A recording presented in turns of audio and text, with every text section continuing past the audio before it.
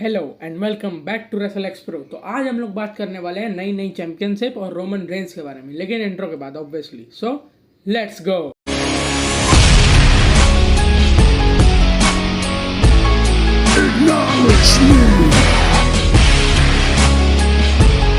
तो जैसा कि आप लोगों ने इंस्टाग्राम वगैरह पे देख ही लिया होगा कि नई टाइटल आने वाली है, मैंने वहीं पे देखा, फिर मैंने स्मैकडाउन देखा।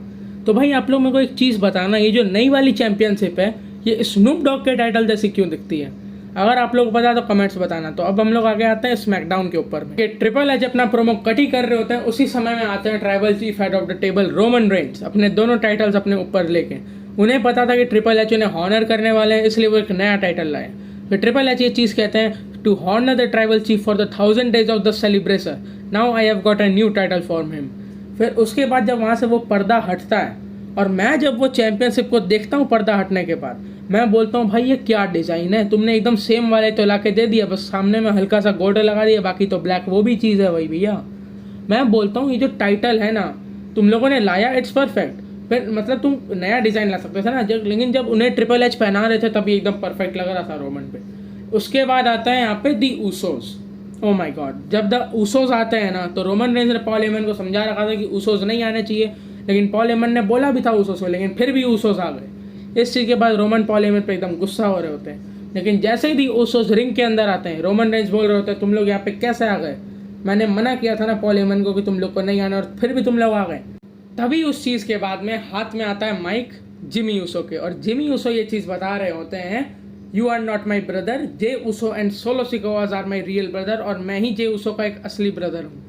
ये चीज़ के बाद रोमन रेंस के सोलो सिकोवा पूछ रहे हैं अगर ऐसा ही है तो तुम मुझे बताओ, ताकि सोलो से ही पूछ लेते हैं। सोलो सिकोवा हाथ में माइक लेके बताते हैं, tribal chief I acknowledge you but Jimmy Uso and Jey Uso are my brothers to.